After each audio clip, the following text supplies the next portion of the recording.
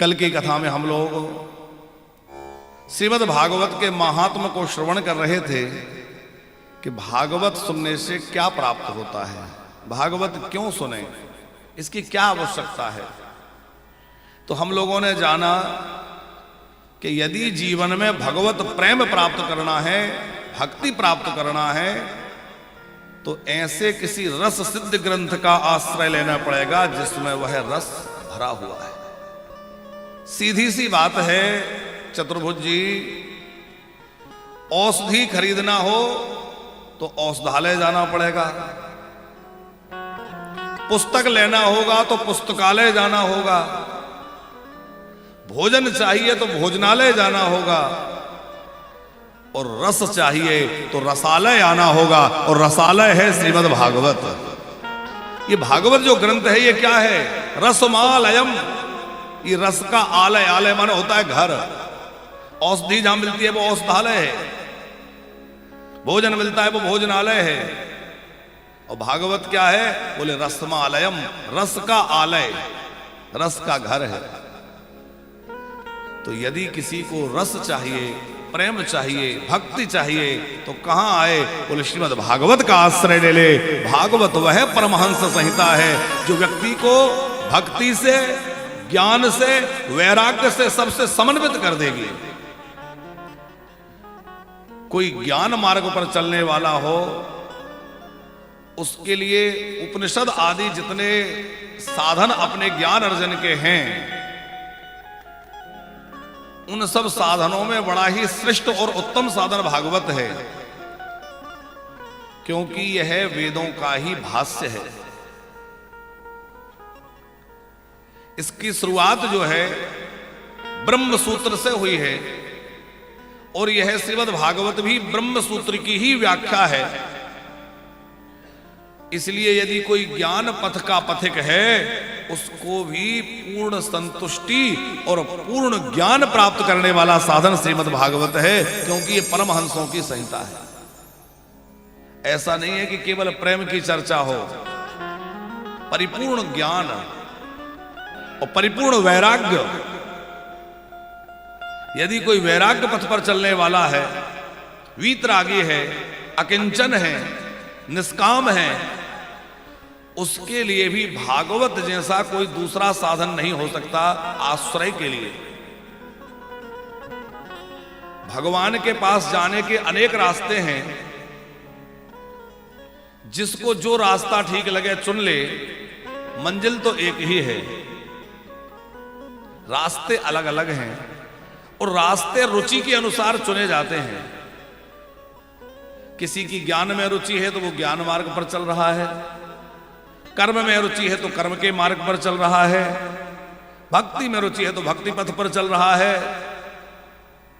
अपनी अपनी रुचि और अपने अपने स्वभाव अनुसार व्यक्ति मार्ग का चयन करता है, पर सभी मार्गों का आश्रय अथवा सबका आखिरी लक्ष्य क्या है? किसी भी मार्ग से जाए, पहुंचना कहां है? परमात्मा तक, भगवान तक।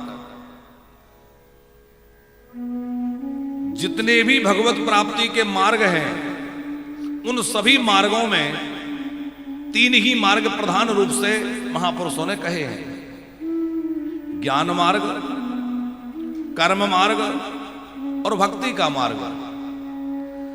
और इन तीनों में से किसी का भी कोई पथिक हो,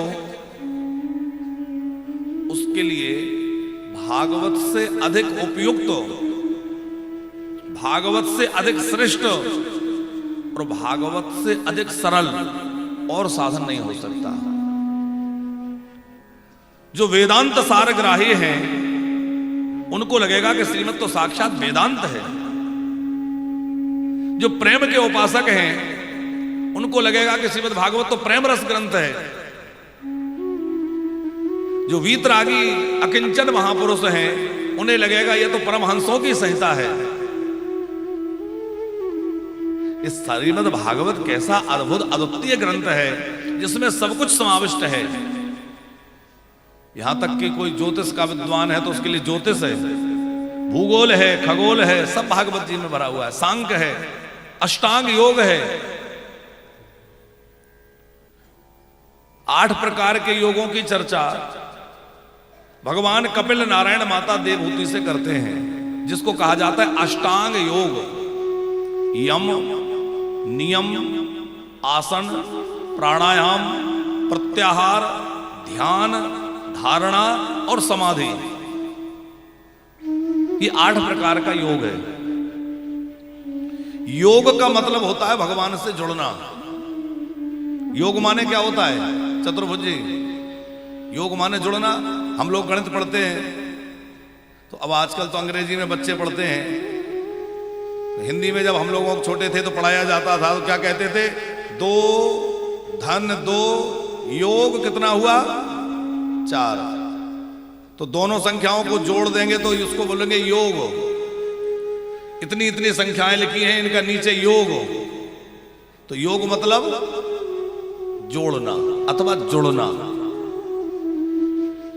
किसी भी प्रकार से भगवान से जुड़ने को योग कहते हैं। आजकल तो विडंबना यह है कि केवल शारीरिक व्यायाम को लोग योग समझने लगे। योग की परिभाषा भी बड़ी संकुचित इस कलिकाल में हो गई है। क्या समझते हैं लोग? बोले 2-4 आसन करना सीख लिया, थोड़ा बहुत कुछ भस्त्रिका ये सब प्राणायाम सीख लिया, बोले योग कर रहे हैं। अरे अच्छी बात है, लेकिन योग का मतलब क्या है? योग का मतलब है भगवान से जुड़ना। आप किसी को योग करते देखकर पूछिएगा कि आप ये इतना योग साध रहे हैं, क्यों कर रहे हैं? बड़ी मेहनत कर रहे हैं, सवेरे सवेरे उठ जाते हैं और बड़ा श्रम करते हैं, तरह तरह के आसन करते हैं, ये क्यों? वो कहेगा इसलिए कि स्वस्थ रहें। अच्छा स्वस्थ रहना चाहते हो, पर क्यों? बोले इसलिए कि अभी संसार के भोगों से मन भरा नहीं है, तो स्वस्थ इसलिए रहना चाहते हैं ताकि और बढ़िया से संसार के भोगों को भोग सकें। चतुर्भुज जी, हम गलत तो नहीं कह रहे? तो योग के मूल में क्या हो गया? भोग। जबकि योग का मतलब होना चाहिए भगवान से जुड़ना। भगवान से जोड़ने के लिए जितने भी साधन शास्त्रों में हैं, कोई तीर्थ यात्रा में रुचि रखता है तो वो तीर्थों में घूमता रहता है, कोई कथा में रुचि रखता है तो जगह जगह कथा सुनते हैं। जैसे हमारे अग्रवाल जी और अरोरा जी बैठे हैं पीछे, डूंगर सिंह जी बैठे हैं, ये लोग ऐसे कथा रसिक हैं। पूज्य श्री मुरलीधर जी के तो बड़े ये अनुयायी हैं और उनकी कथा के तो बड़े प्रेमी हैं। ऋषिकेश में कथा हो चाहे अन्यत्र हो, कथा मात्र ही के जीवन में जहां कथा होगी वहां पहुंच जाना है। तो कोई तो तीर्थ यात्राओं के द्वारा, कोई कथाओं के द्वारा, कोई की व्रतों में ज्यादा निष्ठा है, किसी की निष्ठा यज्ञों में ज्यादा है। सबका अपना अपना अंतःकरण, अलग अलग तरह की विचारधारा है, पर सबका मूल क्या है? सबका मूल है भगवान की प्राप्ति।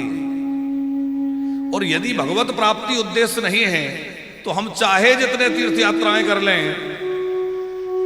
उसका सविधि लाभ हमें प्राप्त नहीं हुआ, यही माना जाएगा। हमने चाहे जितनी कथाएं सुन ली, पर खूब कथा सुनकर भी मन भगवान के चरणों में जैसा लगना चाहिए वैसा नहीं लगा, तो कथा श्रवण का भी कोई विशेष फल नहीं मिला। केवल हमने साहित्य श्रवण के लिए और केवल मन के रंजन के लिए सुन लिया। तीर्थ यात्रा करी बोले बस पर्यटन के हिसाब से, बड़े बड़े यज्ञ करे, लेकिन उन यज्ञों के द्वारा भी यदि हमें भगवान की भक्ति प्राप्त नहीं हुई तो उन यज्ञों के द्वारा भी माना जाएगा कि हमने कोई बहुत श्रेष्ठ काम नहीं किया। आप कहेंगे कि ये अपने मन से कह रहे हैं, हम अपने मन से कोई बात नहीं कहते, पूरा प्रयास करते हैं कि शास्त्र विधि और गुरु आज्ञा का पालन हो और आपको कोई भी मनमुखी बात ना कही जाए। और आपके कल्याण की बात कही जाए। श्री सूत जी महाराज सौनकादिक ऋषियों को आगे कह रहे हैं कि धर्मानुष्ठितः पुंसाम विश्वक्सेन कथा सुया नोत्पाद्यदरति श्रम एवैहि केवलम्। धर्मानुष्ठितः पुंसाम, बड़े बड़े धर्मों के अनुष्ठान के बाद भी, खूब कथा यज्ञ के बाद भी यदि भगवत चरणों में रति उत्पन्न नहीं हुई तो फिर हमें कोई विशेष लाभ नहीं मिला, बल्कि श्रम एवैहि केवलम, केवल मेहनत रह गई, परिश्रम रह गया। भगवान के प्रेम को हम प्राप्त कर लें, यही सबसे बड़ा पुरुषार्थ है, यही सबसे बड़ी उपलब्धि है।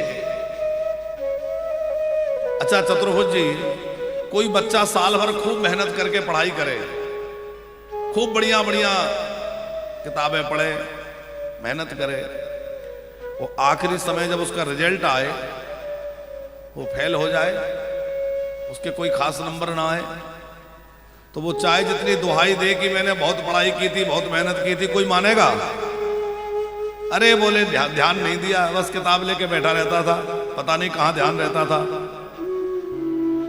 और भले ही कोई बच्चा ऐसा हो कि कम पढ़ता हो, परीक्षा के महीने भर पहले ही किताब उठाई हो, ये हम ये नहीं कह रहे कि ऐसा करने लगना नहीं, तो कहे कि महाराज जी कह रहे थे ऐसे ही करो, हमें कोई उदाहरण समझने के लिए कह रहे हैं।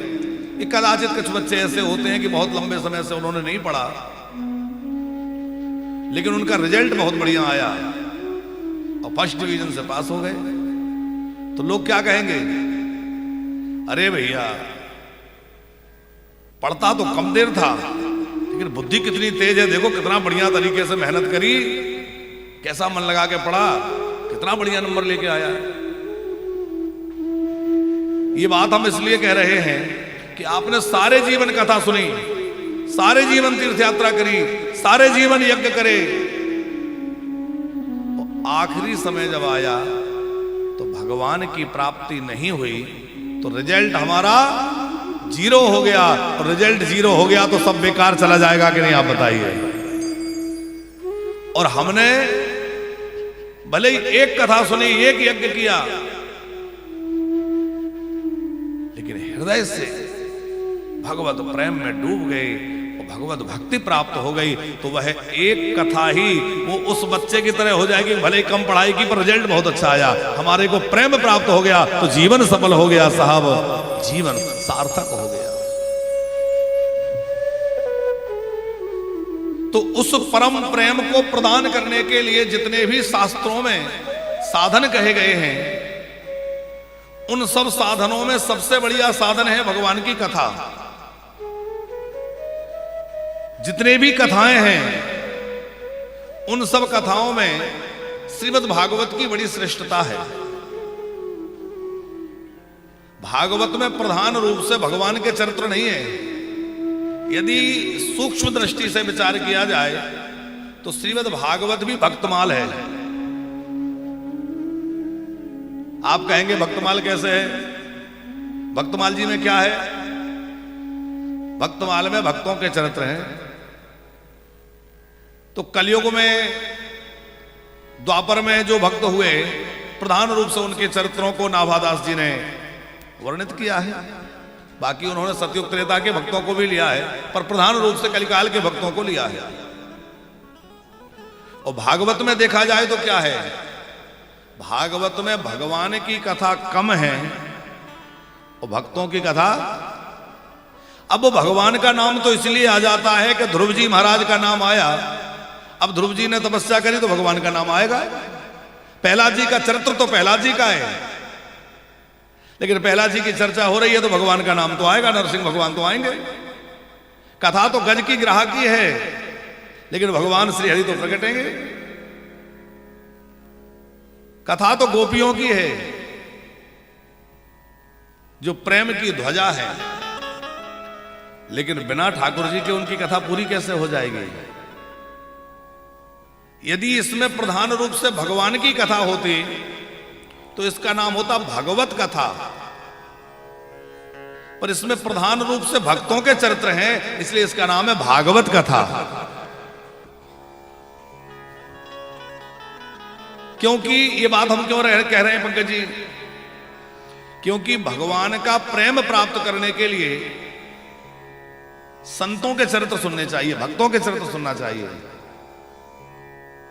भक्तों के चरित्र सुनने से चित्त में उस प्रेम का उद्दीपन होता है। इसलिए भक्तमाल जी का बड़ा आदर सब संत समाज में है।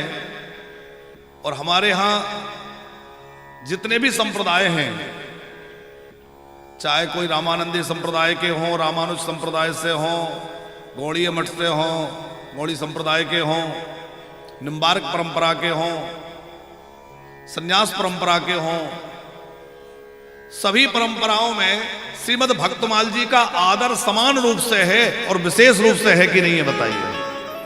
सभी परंपराओं में भक्तमाल जी का बड़ा आदर है। बाकी और जितने भी ग्रंथ हैं उनमें कहीं किसी की विशेषता है, कहीं किसी की विशेषता है। अलग अलग संप्रदाय अनुसार लोग अपना अपना पक्ष रखते हैं, लेकिन भक्तमाल जी के संबंध में सब समान रूप से आदर करते हैं। एक तो कल पूज्य श्री बागेश्वर सरकार की जो एकता पद यात्रा चल रही है उसमें जहां बैठे थे, तो वहां मंच पर हमारे ब्रज के गौरव श्री लाडली जी के अत्यंत लाडले और साक्षात तपस्या की मूर्ति, भजन की मूर्ति, प्रेम की मूर्ति, परम श्रद्धेय पूज्यपाद श्री विनोद बाबा जी महाराज वहां विराजमान थे। और उन्होंने एक बात बड़ी गहरी कही पंकज जी। पूज्य बाबा जी कह रहे थे कि केवल आज ऊंच नीच और भेदभाव मिटाने की बात नहीं है, बल्कि संप्रदायों का भेद मिटाने की भी आवश्यकता है। जो सांप्रदायिकता में हम बटे हैं कि ये रामानंदी है, ये फलाना जी है, ये देखो वैसा समाज तो बटा है जातियों में, समाज बटा है जातियों में, और संत समाज बटा है संप्रदायों में। हम तो रामानंदी हैं, हम तो निम्बार्की हैं, हम तो अमुक जी हैं। तो पूज्य बाबा सरकार ने दोनों बातें कल रखी। इतना सुंदर उनका उद्बोधन लगा। वो तो साक्षात श्री जी के कृपा पात्र हैं, तो उनके मुख से तो एक एक बात जो है प्रमाण स्वरूप निकलती है।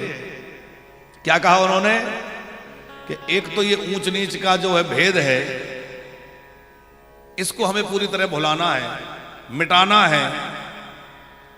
तो ये तो है गृहस्थियों के लिए, और ब्रक्तों के लिए भी उन्होंने एक संकेत किया। बोले भैया जितने संप्रदाय के भेद हैं उन संप्रदायों के भेद को मिटा करके हम सब एक हो जाएं और सारे संत समाज एक हो जाए। और हम बड़े गौरव के साथ एक बात कहते हैं कि पूज्य श्री बागेश्वर वाले महाराज जी ने और जो जो काम किए हैं वो तो सब सराहनीय हैं ही, पर सबसे एक बड़ा काम ये किया है कि भारत के समस्त शीर्ष संतों को एक मंच पर इकट्ठा करने का बड़ा भारी काम उन्होंने किया है। चाहे जिस परंपरा के संत हों, पर भारत के जितने शीर्ष महापुरुष हैं सबको एक मंच पर एकजुट कर दिया है। और क्या राजनीतिक कोई हो, चाहे कोई अभिनेता हो, चाहे कोई गायक हो, संगीत की दुनिया से हो, और चाहे कोई आध्यात्मिक से, सब लोग एक मंच पर। और इस सब सुंदरता को देख करके अब मन में यह भरोसा हो जाता है भैया कि अब भारत को हिंदू राष्ट्र बनने से कोई नहीं रोक सकता है। हमारा भारत हिंदू राष्ट्र घोषित होकर रहेगा। उन्होंने छोटे से बच्चे से लेके वृद्ध तक, स्त्री पुरुष, बाल वृद्ध नर नारी, सबके अंदर एक ऐसी चेतना फूंकी है कि हर कोई हाथ में भगवा लेकर के पूरा पूरा दिन खड़ा हुआ है, कभी धूप में कभी ठंड में पैदल चल रहा है, पैरों में छाले पड़ गए हैं, और हर बच्चे के मन में एक ही ज्वाला है, एक ही चेतना है कि अब जो है पूरा भारत भगवामय होना चाहिए और भारत हिंदू राष्ट्र घोषित होना चाहिए। धन्य है पूज्य सरकार श्री बागेश्वर महाराज, जिन्होंने ऐसी अद्भुत और विलक्षण चेतना। कल हमने अपने वहां के उद्बोधन में एक बात कही पंकज जी, कि पूज्य सरकार के पहले भी अनेक महापुरुषों ने, हमारे संतों ने भारत को एकजुट करने के लिए, समरसता के लिए, अखंडता के लिए प्रयास करते रहे। ऐसा नहीं है कि पहली बार हो रहा है, क्योंकि संतों का तो हमेशा यही चिंतन रहता है कि सब एक होके रहें। तो हमारे पूज्य संत इस दिशा में कई सालों से, सदियों से ये काम करते आ रहे हैं। लेकिन जिस प्रकार से एक क्रांति बन करके और एक विलक्षणता के साथ में हमारे पूज्य बागेश्वर वाले महाराज जी कर रहे हैं, ऐसा आज तक देखा सुना नहीं गया है। और अब लग रहा है कि वास्तव में युग परिवर्तन की ओर है। जब जब धर्म की हानि होती है, अधर्म बढ़ता है, अत्याचारी बढ़ते हैं, ऐसा भी नहीं है पंकज जी कि सनातन पर पहली बार प्रहार हुआ हो। सनातन पर प्रहार होते रहे हैं, और 1200-1500 वर्षों से तो मुगलों के, अंग्रेजों के, पुर्तगालियों के, इनके सबके आक्रमण हुए ही हैं। इसके और पहले भी जब भगवान शंकराचार्य प्रकट हुए, भगवान रामानंदाचार्य प्रकट हुए, गुजरात की भूमि में नरसिंह मेहता प्रकट हुए, तो क्या स्थिति थी गुजरात की? महा स्मारत लोग भक्त लवलेस न जाने, कंठी मुद्रा देख तास की निंदा ठाने, ऐसी स्थिति थी कि नहीं? तो इसके पहले भी अनेक बार धर्म पर प्रहार हुए हैं, और अधर्म का बोलबाला कई बार बढ़ गया। लेकिन जब जब अधर्म बढ़ा है, तब तब भगवान ने अपनी किसी विभूति को किसी न किसी रूप में भेज दिया है धर्म की रक्षा और धर्म की संस्थापना के लिए। धर्म की पुनः स्थापना और धर्म रक्षा के लिए भगवान ने हर समय किसी न किसी को भेजा है। और बच्चों से वृद्ध तक सब में एक दिव्य संकल्प और उस उत्साह को देखकर लग रहा है कि इस समय जो धर्म की हानि हो रही थी, तो इस समय भगवान ने अपने किसी विभूति के लिए अथवा विभूति के रूप में साक्षात बागेश्वर वाले महाराज जी को भेज दिया है कि तुम जाओ और धर्म की रक्षा के लिए आवाज उठाओ। और हमने तो उस मंच से कल गो रक्षा की बात भी रखी, यद्यपि सभी महापुरुषों की यही इच्छा है, पूज्य बागेश्वर वाले महाराज जी भी उसके लिए खूब प्रयासरत हैं। हमने भी कल ये बात रखी कि भैया हिंदू राष्ट्र बनाने के लिए ये मांग भी साथ साथ रखी जाए कि भारत में गो हत्या पूरी तरह से प्रतिबंधित हो और गो माता को राष्ट्र माता घोषित किया जाए, क्योंकि जब तक गौ रक्षा नहीं होगी तब तक भी सनातन की रक्षा संभव नहीं है। धर्म की मूल है गाय। तो हम आपसे निवेदन कर रहे थे कि भगवत प्रेम प्राप्त करने के जो ग्रंथ जितने भी साधन हैं, उनमें भागवत से बढ़िया उपयुक्त कोई साधन नहीं है। हम आपसे कह रहे थे कि अलग अलग संप्रदायों की अलग अलग ग्रंथों में निष्ठा हो सकती है, पर भक्तमाल में सबकी निष्ठा है, क्योंकि उसमें नाभादास जी ने एक और अच्छी बात ये करी है पंकज जी कि श्री नाभादास जी ने किसी एक संप्रदाय के संत को ही लिया हो ऐसा नहीं है। उन्होंने सांप्रदायिक संकीर्णता को दरकिनार करते हुए सभी महापुरुषों के चरित्रों को लिया है। जहां उनको जो भक्त मिले हैं सबका लिया है, उसमें कोई संकीर्णता नहीं है। उसी प्रकार श्रीमद् भागवत जो ग्रंथ है, यह भी रहे रस सिद्ध ग्रंथ है, जिसमें अनेक भक्तों के चरित्र हैं और भागवत का आश्रय भी सभी प्रकार के सभी संप्रदाय के सब लोग लेते हैं। और भैया भागवत का आश्रय लेने से जीवन में वह भगवत प्रेम प्रकट हो जाएगा जिसके प्राप्त करने के बाद और कुछ प्राप्त करना आवश्यक नहीं रह जाता। भगवान के प्रेम को पाने के लिए भागवत से बढ़िया कुछ नहीं है। और यह कहना भी कहीं अतिशयोक्ति नहीं है कि भागवत की प्राप्ति ही भगवान की प्राप्ति है। भागवत की प्राप्ति ही भगवान की प्राप्ति है, क्योंकि श्रीमद् भागवत ही प्रत्यक्ष कृष्ण एव ही, साक्षात श्री कृष्ण ही तो भागवत जी के रूप में विराजमान है। तो हम सब लोग बड़भागी हैं, सौभाग्यशाली हैं जो हमें ऐसे रस सिद्ध अद्भुत ग्रंथ श्रीमद् भागवत का आश्रय प्राप्त है। और हम लोग भागवत जी का आश्रय लेकर के प्रेम पूर्वक भगवत चर्चा कर रहे हैं। कल हमने सुना कि भक्ति मैया के पुत्र ज्ञान वैराग्य मूर्छित होकर पड़े थे, लेकिन भागवत के महात्म को श्रवण से उनके अंदर नूतन चेतना आ गई और वह एकदम स्वस्थ हो गए और वह प्रसन्न हो गए। धुंधकारी जैसे पापी की सदगति हुई। और कल हमने महात्म को श्रवण किया। आज प्रथम स्कंद के प्रथम अध्याय के प्रथम श्लोक, जो कि मंगलाचरण के रूप में भगवान वेदव्यास उद्धृत करते हैं, वहां से कथा को आरंभ करते हैं। जनमाद्यस्य तो अनव्याधितरतस्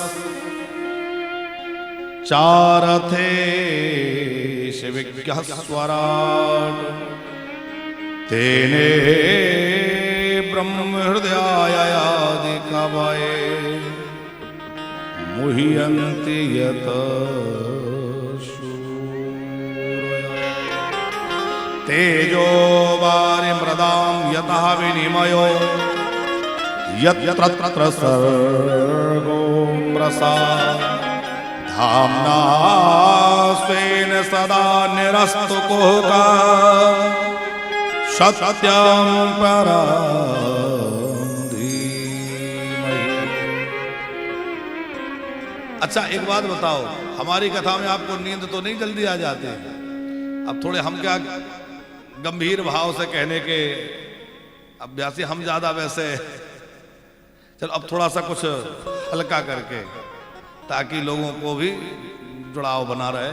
कई बार ये होता है कि ज्यादा गहरे उसमें उतर जाओ तो श्रोता अलग रास्ते, अपने अलग रास्ते। और बात तो तब है कि अच्छा, हमारे सामने भी एक बात है कि भाई जैसी कोटि के श्रोता बैठे हों वैसी कथा तो बोलनी पड़ेगी। अब यहां तो हमारा अग्रवाल परिवार भी खूब कथा प्रेमी है और हमारे जो मानस प्रेमी आए ये लोग भी कथा प्रेमी हैं। और हमारा एक अभ्यास है कि कोई बढ़िया कथा का रसिक मिल जाए तो फिर हम सोचते हैं कि भैया इधर उधर की बातें न करके उनको कथा के सार से अवगत करा के और कोई गहरी चर्चा करी जाए तो आनंद आए। तो आप लोग ऐसा नहीं समझिएगा। और वैसे भी हंसना हंसाना हमारे स्वभाव में कम है। और एक चीज और हमें लगती है अग्रवाल जी कि हंसाना तो एक ठीक है, हंसाना भी कभी कभी चाहिए, क्योंकि तनाव भरी दुनिया से कोई कथा में आया है और यहां भी आप उसको ऐसे गंभीर बना दो, अरे बेचारा सीरियस तो घर में ही था, आप कथा में भी सीरियस बना दे तो वो और सीरियस ही हो जाए। तो थोड़ा तो होना चाहिए, पर ऐसा ना हो कि कथा केवल मनोरंजन बन जाए है। अरे हंसाने का काम तो मदारी भी कर सकता है, लेकिन कथा हंसाने का साधन नहीं है। कथा तो भैया आपको उस गहराई में उतारने का साधन है जहां जाने के बाद आप एकदम जलेबी की तरह रस में डूब जाएं, प्रेम में डूब जाएं। और आपको लगे कि वस्तुतः हम मानव जीवन प्राप्त करके आए हैं तो हमें और कुछ प्राप्त नहीं करना है, केवल नंद नंदन श्याम सुंदर श्री कृष्ण को ही प्राप्त करना है, उन्हीं की प्राप्ति के लिए हमारा जीवन है और वही हमारे जीवन का ध्येय है। श्रीमद् भागवत का प्रतिपाद्य विषय क्या है? श्रीमद् भागवत का प्रतिपाद्य विषय है भगवान श्री कृष्ण। भगवान मिल जाएं। अब एक बार तो हम ऐसे ही कह रहे थे भगवान मिल जाए, अच्छा हम बार बार कथा में ऐसे ही कहते हैं, 7 दिन में अनेक बार भगवान मिल जाए, भगवान मिल जाए। तो एक बार कहीं ऐसे ही बात हो रही थी, तो वो बाद में कथा के बाद महाराज आप भगवान मिल जाए, भगवान मिल जाए। अरे भगवान को चाहिए किसको? भगवान क्यों मिल जाए? ये भी लोगों की एक वो है। हमने उनको कहा कि भाई एक बात बताओ, आपने दुनिया में इतनी चीजें प्राप्त कर ली, क्या ऐसा लगा कि अब बहुत हो गया? क्या कभी ऐसा लगा कि अब कुछ पाना शेष नहीं है, अब जीवन में कोई कमी नहीं है? कोई व्यक्ति ऐसा कह सकता है कि हमने इतना पा लिया कि अब कुछ पाने की जरूरत नहीं, हमारे पास बहुत सब कुछ आ गया, सारे सुख आ गए, कुछ ना कुछ कमी है? लेकिन जिस दिन भगवान प्राप्त हो जाएंगे उस दिन और कोई चीज प्राप्त करने की आवश्यकता नहीं रह जाएगी और कोई कमी नहीं रह जाएगी, परिपूर्णता आ जाएगी। तो भैया ऐसी चीज क्या प्राप्त करना जिसके प्राप्त करने के बाद भी रोना है? अरे प्राप्त ऐसी करो कि जिसको प्राप्त करने के बाद जीवन आनंद विभोर हो जाए, भैया आनंद में डूब जाए।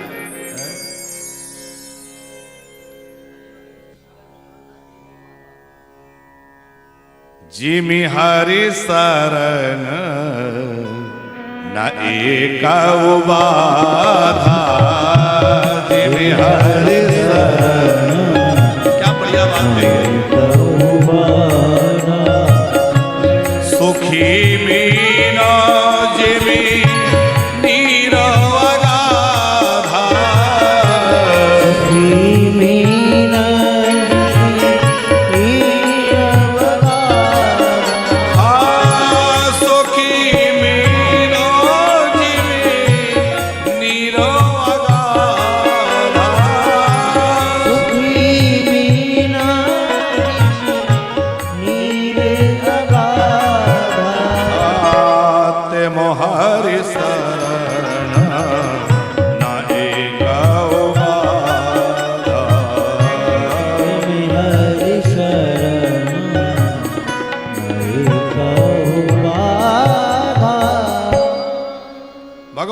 शरण में आने के बाद जीवन में कोई बाधा नहीं रह जाती है।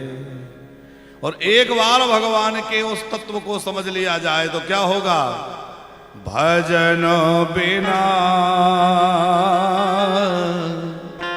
चैन न आवे, भजन बिना चैन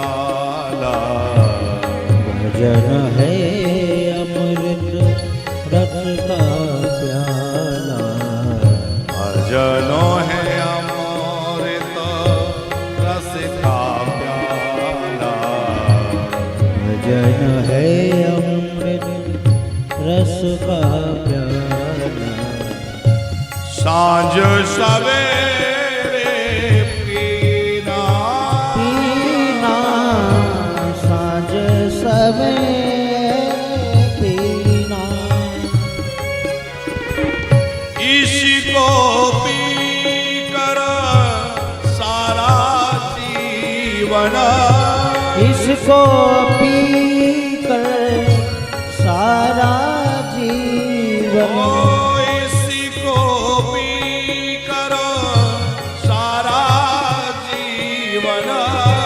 इसको पी कर सारा जीवन, मस्ती में तू रहे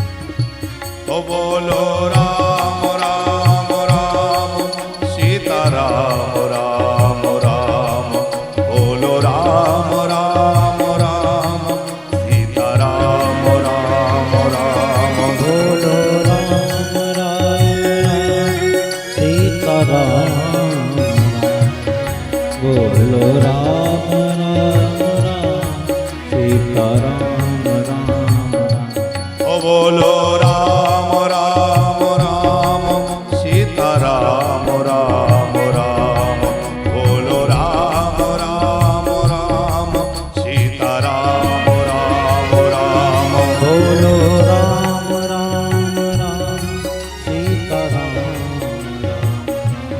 बोलो राम राम सीता राम राम राम हो बोलो राम राम राम सीता राम राम राम बोलो राम राम राम सीता राम राम राम बोलो राम राम राम सीता राम बोलो राम राम राम सीता ओ बोलो राम राम राम सीता राम राम राम बोलो राम राम राम सीता राम राम राम बोलो राम राम राम सीता राम राम राम बोलो राम राम राम सीता बोलो राम राम राम सीता राम राम राम बोलो राम राम राम सीता राम राम ओ बोलो राम राम राम सीता राम राम राम बोलो राम राम राम सीता ओ बोलो राम बोलो राम राम राम सीता राम राम राम बोलो राम राम सीता राम राम बोलो राम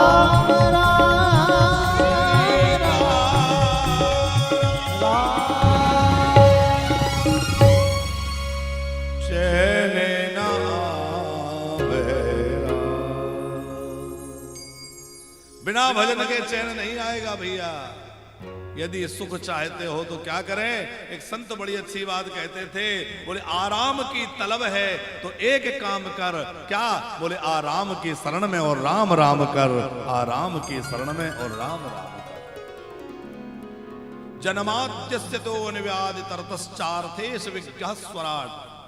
भगवान वेद व्यास कह रहे हैं जन्माद्यस्य जन्म आदि यश, जन्म जीवन और मरण के जो हेतु हैं, सृष्टि स्थिति और विनाश के जो कारण हैं, अन्वय व्यतिरेक आदि सब जिनके द्वारा है। जो स्वराट हैं माने जिनको दूसरे से ना तो प्रकाश लेने की आवश्यकता है और ना कोई सहायता लेने की आवश्यकता है। सारी दुनिया को जो प्रकाशित कर रहे हैं, सारी दुनिया का जो संचालन कर रहे हैं, ब्रह्मा आदि देवता भी जिनको देख करके मोहित हो जाते हैं। मुह्यन्ति यत सूर्या। ब्रह्मा नहीं अपितु उनको भी ज्ञान देने वाले हैं, जिनकी माया से यह असत जगत सत्य जान पड़ता है और सत्य परमात्मा असत जान पड़ता है। ऐसे सत्य स्वरूप परमात्मा को हम सब प्रणाम करते हैं। बोले सच्चिदानंद भगवान की जय। भागवत के आरंभ में मंगलाचरण है, श्रीमद् भागवत के मध्य में मंगलाचरण है और श्रीमद् भागवत के समापन में भी मंगलाचरण है। प्राय ग्रंथ में 3 जगह मंगलाचरण होता है। आरंभ में व्यास जी का मंगलाचरण है, मध्य में श्री सुखदेव जी का मंगलाचरण है और समापन में सूत जी का मंगलाचरण है। तत्शुभदम विमलम विशोकमृतम सत्यम परम धीमहि। अच्छा, तीनों जगह मंगलाचरण का क्या मतलब है चतुर्भुज जी? हमारे जीवन की मुख्य 3 अवस्थाएं हैं, बाल्यावस्था, युवावस्था और वृद्धावस्था। बोले तीनों अवस्थाओं में हमारा आचरण मंगलमय रहे। मंगलाचरण का मतलब होता है मंगल आचरण। हमारा आचरण बाल्यावस्था में भी मंगलमय हो। आज हमारे यहाँ क्या हो रहा है, हमने बच्चों को ढीला छोड़ दिया है। भैया अरे अब बच्चे हैं, आजकल की नई पीढ़ी है, वो अपने ढंग से चलते हैं, उनको क्या कहें, वो उनकी फ्रेंड सर्किल है, वो उनका ऐसा है। अब हमने उनको फ्रीडम दे दिया और वो बच्चों का जो फ्रीडम है वो बच्चों को किस नर्क में ले जा रहा है ये हम सब लोग देख समझ रहे हैं, फिर भी नहीं समझ सुधर रहे हैं। यदि अच्छे समाज का सृजन करना है तो पहले तो बच्चों को ही संभालना होगा, तो बाल्य अवस्था में मंगलाचरण हो, माने बाल अवस्था मंगलमय हो, फिर युवा अवस्था में भी मंगल आचरण हो, और फिर जीवन का उत्तरार्ध भी अपने आप मंगलमय बन जाएगा। फिर उसके लिए आपको कुछ नहीं करना पड़ेगा। जिसने अपने बचपन को अच्छा नहीं बनाया उसकी युवानी बिगड़ेगी, और जिसकी युवानी भी बिगड़ गई उसका बुढ़ापा सुधर जाएगा, इसकी कोई गारंटी है, कोई संभावना है? और जिसका बचपन सुधर गया और जिसकी जवानी सुधर गई उसका बुढ़ापा तो सुधर ही जाएगा साहब, उसको फिर कोई नहीं बिगाड़ सकता, वो तो अपने आप ठीक हो जाएगा। धर्म प्रोक्षित कैत्रवोत्र परमो निर्मत्सराणां सता वेद्यम श्रीमद वेद्यम वास्तव मत्रुवस्तु शिवदम तापत्रयो निमूलिनम श्रीमद्भागवते महामुनि कृते किंबा परैरीश्वरा सद्यो हृदवर्धते तकृतवी सुश्रुस्तुभिस्तक्षणा। इस श्लोक में श्रीमद् भागवत के अनुबंध चतुष्टय का निरूपण है। भागवत जी क्या है, भागवत के द्वारा क्या प्राप्त करना है? बोले श्रीमद् भागवत के द्वारा उस परम धर्म को प्राप्त करना है। धन कमाना, परिवार चलाना, गृहस्थी की जिम्मेवारी निभाना, ये सब धर्म है। और परम धर्म क्या है? बोले परम धर्म है भगवान में मन लगा के भगवान के हो जाना।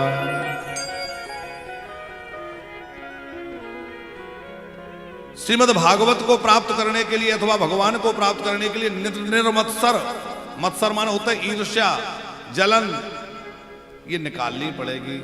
जब तक हमारे अंदर लोगों को देख के ये तकलीफ बनी रहेगी ना, अरे ये इतने आगे कैसे बढ़ गए, ये इतने बड़े कैसे हो गए, इनके पास इतना कहां से आ गया, तब तक हम ना तो भजन कर पाएंगे और ना भागवत को समझ पाएंगे।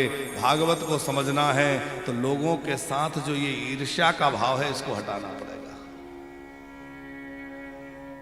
हम अपने विषय में जितना समय नहीं सोचते उतना समय दूसरे लोगों की बात सोचने में लगाते हैं।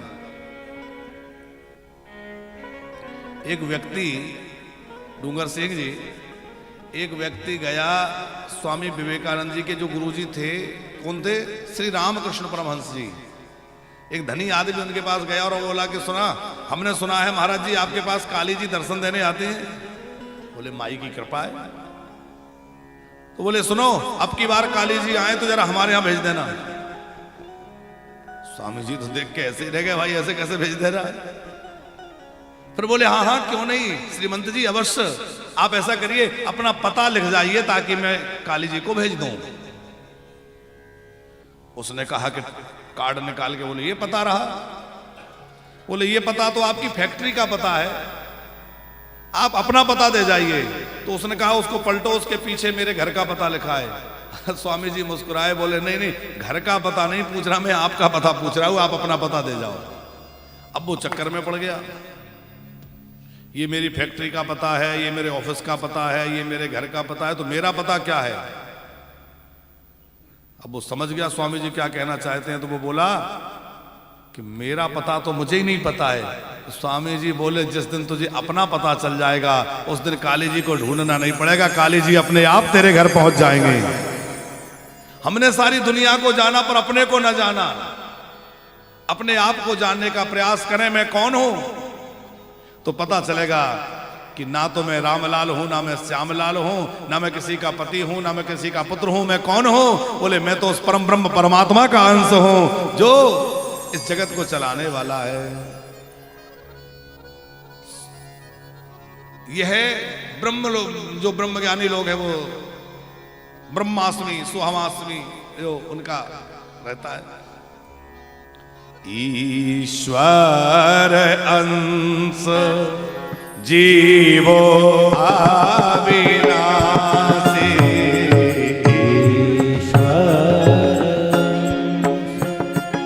जीव अविनाशी,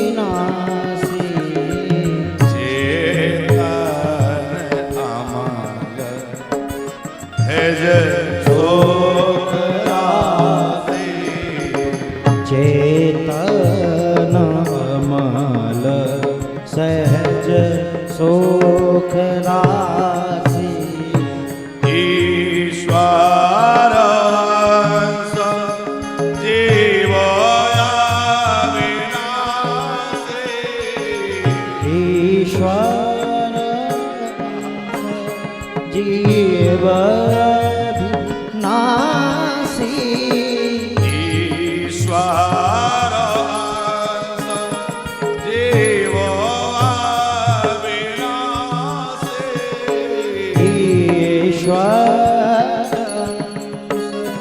जीव अविनाशी चेतन अमल सहज शोक राशि चेतन अमल सहज शोक राशि। हम भैया उस ईश्वर के अंश हैं और अपने स्वरूप को भूले हुए हैं। हमारे स्वरूप का बोध हमें कौन कराएगा? बोले हमारे को अपने स्वरूप का बोध श्रीमद् भागवत की कथा कराएगी। तो अपने विषय में सोचें। और भागवत सुनने की तो इच्छा होने मात्र से हृदय में हरि अवरुद्ध हो जाते हैं। यह वेद रूपी वृक्ष का परिपक्व फल है। पावन भूमि नैमिषारण्य तीर्थ में शौनक आदि 88,000 ऋषि सूत जी से प्रश्न कर रहे हैं। इसी पावन भूमि नैमिषारण्य में हम लोग भी 10 जनवरी से 16 जनवरी खूब सुंदर श्रीमद् भागवत का आयोजन, भक्तमाल जी की कथा का आयोजन और बड़ा सुंदर रस महोत्सव करने जा रहे हैं। आप सब लोग उसमें पधारिए और वहां खूब जो है 7 दिनों तक रह के आनंद लेंगे भागवत कथा और भक्तमाल जी की कथा का। 108 यजमान बनाए जा रहे हैं। 108 में आप भी अपनी एक पोथी बिठाइए। हम दुनिया में इतना पैसा इधर उधर बर्बाद करते हैं, फैशन में, व्यसन में, खाने में, उड़ाने में है। लेकिन आप यदि एक संकल्प ऐसे पावन तीर्थ में लेकर के और अपने परिवार के लिए एक पोथी बिठवाते हैं, आपके नाम और गोत्र से श्रीमद् भागवत के 18,000 श्लोकों का पाठ वैदिक विद्वान करते हैं। अरे जहां पावन भूमि में एक श्लोक भी पढ़ दिया जाए, श्लोकार्ध श्लोक का एक चरण पढ़ दिया जाए तो कल्याण हो जाता है। वहां आपके नाम गोत्र से 18,000 श्लोकों का पाठ होगा। भैया ये साधारण बात नहीं है। इसलिए आने की यदि व्यवस्था नहीं बन पाती किसी की, तो वो घर बैठे भी संकल्प देके और उस 108 की माला का एक मोती बन सकता है। और जो आ सकते हैं उनके लिए तो बहुत सुनहरा अवसर है, आनंद लीजिए। तो नैमिषारण्य चक्रतीर्थ में शौनकादिक ऋषियों ने सूत जी से 6 प्रश्न किए हैं। पहला प्रश्न है कि जीव का कल्याण कैसे हो। दूसरा प्रश्न है शास्त्रों का सार क्या है। तीसरा है ईश्वर अजन्मा है तो जन्म क्यों लेता है। चौथा है वो जन्म लेता है तो उसके कितने अवतार हैं। पांचवा प्रश्न है इस जीवन का लक्ष्य क्या है। और छठवां प्रश्न है कि धर्म किसके शरण में रहता है। बड़े सुंदर समाधान श्री सूत जी महाराज ने दिए हैं। ऋषियों, सबई पुंसाम परो धर्मो यतो भक्तिरदोक्षजे अहैतुक प्रतिहता ययात्मा संप्रसीदति। हे ऋषियों, पहली बात, अच्छा सब उत्तर तो पूरे भागवत में है, थोड़ा थोड़ा समझ लीजिए, नहीं भूल जाओगे। कल्याण कैसे हो। बोले कल्याण का साधन एक ही है कि भगवान की चरण शरण ग्रहण कर ली जाए। शास्त्रों का सार क्या है। बोले सब शास्त्रों का एक ही सार है। 4 वेद 6 शास्त्र में बात मिली है 2, और सुख देवत सुख होते हैं और दुख देवत दुख होए। 18 पुराणेषु व्यास वचनद्वयम्, 18 पुराणों में श्री वेद व्यास जी के 2 ही वचन हैं।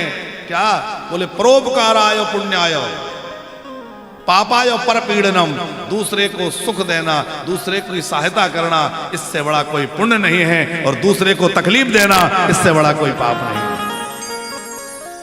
फिर सब शास्त्रों का सार क्या है। बोले वासुदेव परा वेदा वासुदेव परा क्रिया वासुदेव परा योगा वासुदेव परा क्रिया वासुदेव परा वेदा वासुदेव परा मखा वासुदेव परा योगा वासुदेव परा क्रिया। सबका सार भगवान है। इसलिए भैया भगवान के भजन में लग जाएं। राम भज राम भज। अरे राम भज राम भज बाबो रे। राम राम भज बाबरे। हो राम भज बाबरे।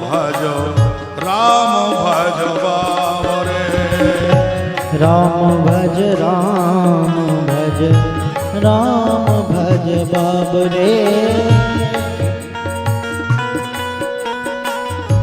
राम भज से तेरे निशान कर रे। राम भज से तेरे कट जाए पाप रे। ओ राम जपन से तेरे बन जाए काज रे। राम जपन से तेरे बन जाए काज रे। राम जप बाबरे।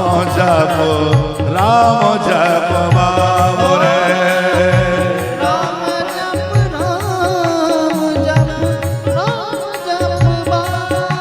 ओ राम जप राम भज बाबरे। ओ राम भज बाबरे। सबई पुंसा परो धर्म यतो भक्तिरनोक्षजे। अहैतुक प्रतिहता ययात्मा संप्रसीदति। भगवान से प्रेम हो जाए, लेकिन यहां श्री सूत जी महाराज दो शर्तें रख रहे हैं। क्या बोले? अहैतुक्य, भगवान से प्रेम होना चाहिए बिना हेतु का। बिना हेतु का माने कोई कामना नहीं हो। इसलिए हम भगवान का भजन ना करें कि हमारी दुकान बढ़िया चल जाए, बल्कि इसलिए भगवान का भजन करें कि भगवान हमारे हैं और हम भगवान के हैं। तो एक तो भक्ति में कोई मांग नहीं होना चाहिए, और दूसरा भक्ति में ये नहीं कि आज कर लिया कल छोड़ दिया, फिर कर लिया फिर छोड़ दिया, निरंतर। अब थोड़ी सी राम कथा एक प्रसंग सुनाए।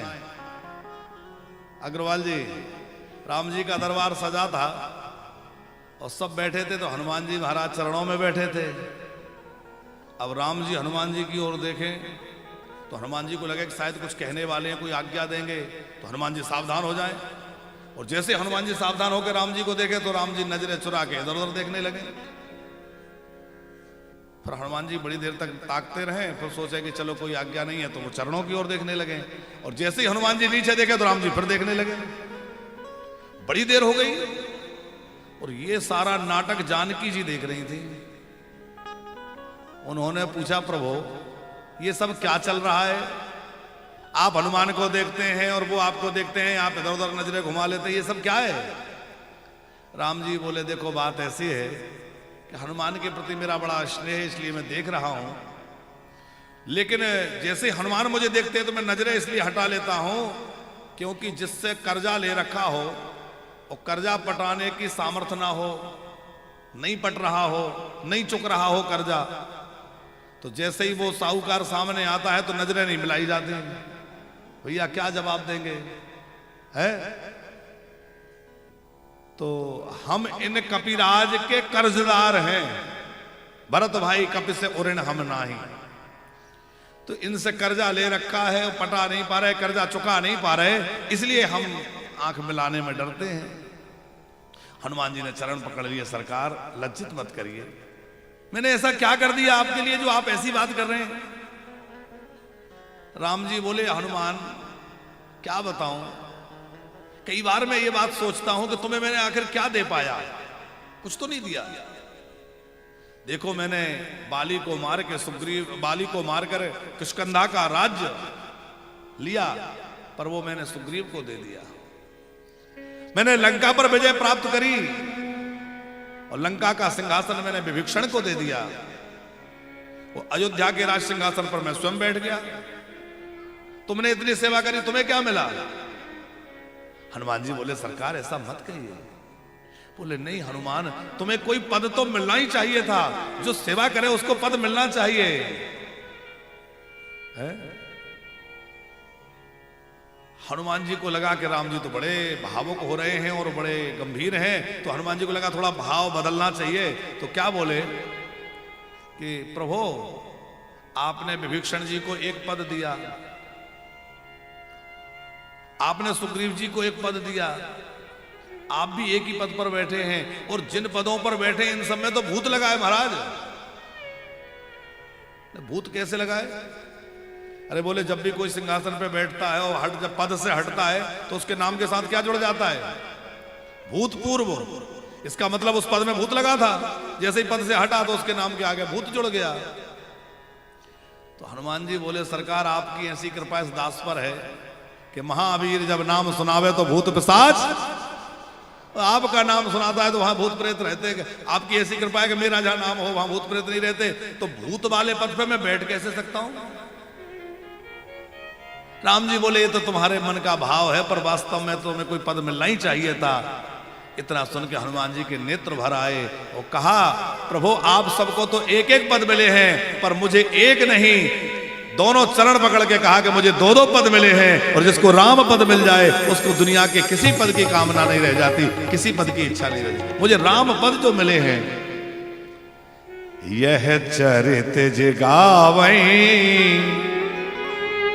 हरि पादो पावहि। राम जी के जन्म की कथा सुनाकर गोस्वामी जी क्या कह रहे हैं? यह चरित जिगावहि हरि पादो पावहि। गोस्वामी जी से किसी ने पूछा कि हरि पद पावहि का क्या मतलब है? बोले मतलब यह है कि भैया भगवान तो ऊपर से नीचे आ गए बच्चे बन करके।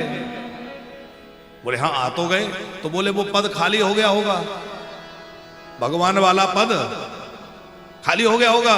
बोले हाँ खाली तो हुआ, क्योंकि राम जी तो इधर आ गए, बच्चे बन गए। तो बोले अब उस पद पे कौन जाएगा? बोले यह चरित जिगावै हरि पद पावहि, वो उस पद पर पहुंच जाएगा, माने वो भगवान के स्वरूप को प्राप्त कर लेगा। लेकिन संत बोले नहीं नहीं, ये उस पद की बात नहीं हो रही है, तो राम चरण सुखदाई, राम चरण सुखदाई, राम चरण सुखदाई। उन पदों की बात हो रही है। कौन से? भजो मन राम चरण सुखदाई, भजो रे मन राम चरण सुखदाई। ओ भजो मन राम चरण सुखदाई, भजो मन राम चरण सुखदाई। बड़ा अच्छा पद है, पर पूरा नहीं गाएंगे क्योंकि कथा बहुत पीछे हो जाती है। तो 6 प्रश्न में से पहला प्रश्न है कल्याण कैसे हो? बोले भगवान की शरण ग्रहण करो। शास्त्रों का सार क्या है? बोले भगवान का आश्रय ले लो, भगवान का भजन करो, यही शास्त्रों का सार है। ईश्वर जन्म है तो जन्म क्यों लेते हैं? बोले वो केवल और केवल अपने भक्तों के लिए बार बार दौड़ दौड़ के आते हैं। जब भी कोई भक्त बुलाता है भगवान चले आते हैं, और बार बार भगवान के अवतार होते हैं। जीवन का लक्ष्य क्या है? बोले जीवन का लक्ष्य भगवान की प्राप्ति है। भगवान के कितने अवतार हैं? बोले वैसे तो भगवान के अनंत असंख्य अवतार हैं, पर मुख्य रूप से भगवान के 24 अवतार हैं। तो धर्म किसकी शरण में जाता है? बोले धर्म भागवत के आश्रय में रहता है। तो सबके हृदय में वह मोर पंख वाला विराजमान हो जाए और सबका मन उस कन्हैया से लग जाए। आहा, जरा भाव तो गुनगुनाते हैं। जय हो।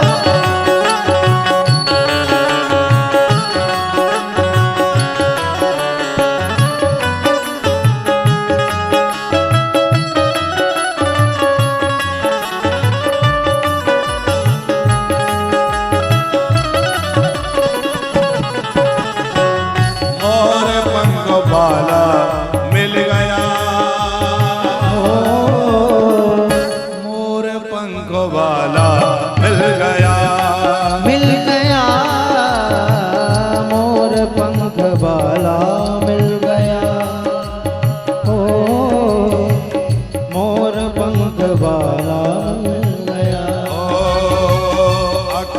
गई थी ब्रज में, कोई नहीं था मेरे संग में। अकेली गई थी ब्रज में, कोई नहीं था मेरे संग में। मोर पंख वाला मिल गया, मोर पंख वाला मिल गया, मिल गया, मोर पंख वाला मिल गया, मोर पंख वाला मिल गया।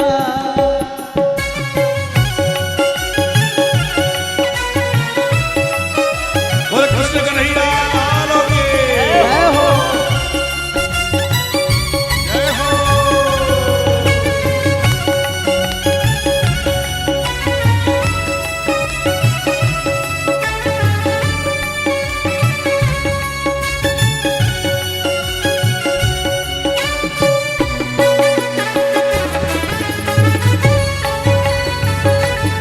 हरि बोल।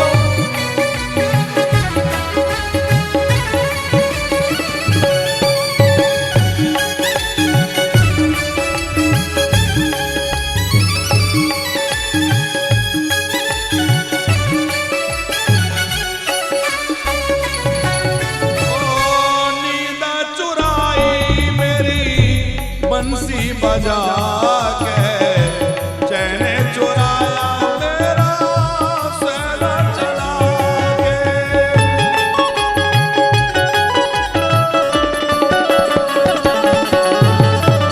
नींद चुराई मेरी बंसी बजा के, चैन चुराया मेरा सैला चला के। नींद चुराई मेरी बंसी बजा के, चैन चुराया मेरा सैन चला के। लगी आंसू मेरे मन में, गई थी मैं वृंदावन में। लगी आस मेरे मन में, गई थी जो वृंदावन में। मुझे गऊ वाला मिल गया, मोर पंख वाला मिल गया, मिल गया, मोर पंख वाला मिल गया, बांसुरी वाला मिल गया।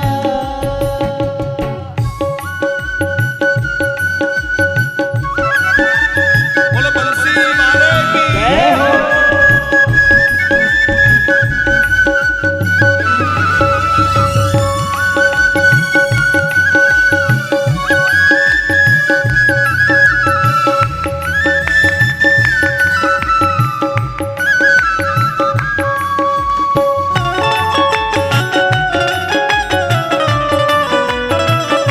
जय हो।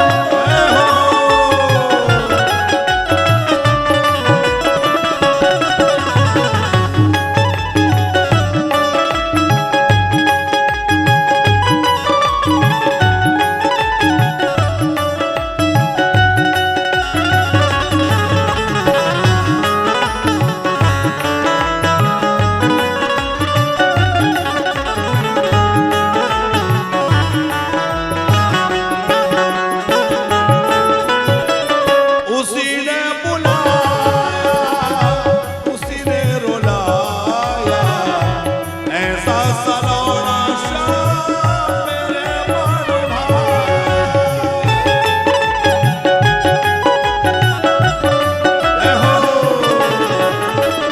उसी ने बुलाया, उसी ने रुलाया, ऐसा सलोना श्याम मेरे मन भाया। हाँ उसी ने बुलाया, उसी ने रुलाया, ऐसा सलोना श्याम मेरे मन भाया। अच्छा एक बात बताओ, आप वृंदावन आए हैं तो किसने बुलाया है? अपनी मर्जी से नहीं आए। आने का तो बहुत लोगों ने सोचा होगा, कितने लोगों के आने का निश्चय होगा पर रह गए। और जिनका कुछ पक्का नहीं था वो आ गए, क्योंकि हमें यहाँ आए हैं तो कन्हैया ने बुलाया है, हमारे मोर पंख वाले ने बुलाया है। हरि बोल।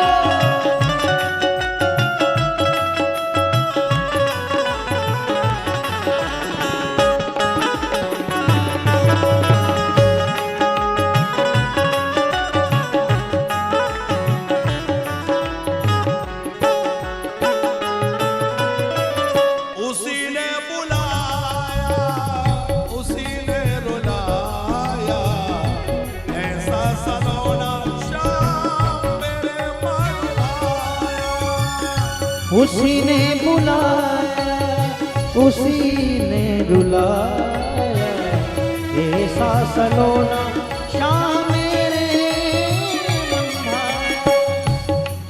हो तेरी बाकी चाल दे, तेरा मुकुट भी देगा, तेरी बाकी चाल देगी, तेरा मुकुट भी देगा। तेरी टांग वाला मिल गया, मोर पंख वाला मिल गया, मिल गया, मोर पंख वाला मिल गया,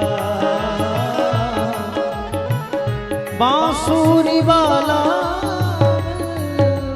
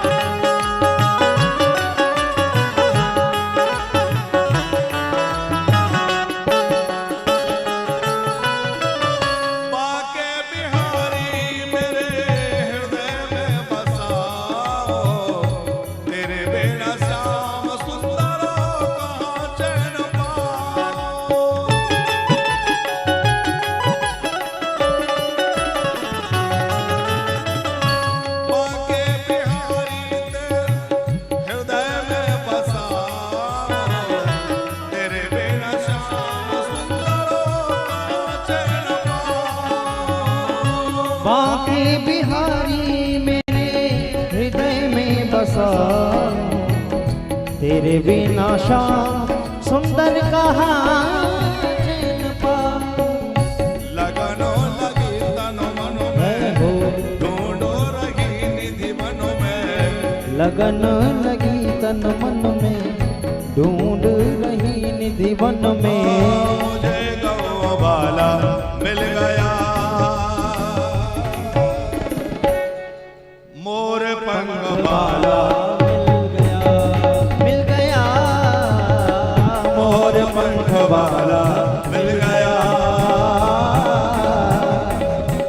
बांसुरी वाला मिल गया। मोर पंख वाला मिल गया, मुझे बंसी वाला मिल गया। ओ मोर पंख वाला मिल गया, मोर पंख वाला मिल गया, मोर पंख वाला मिल गया, मोर सूरी वाला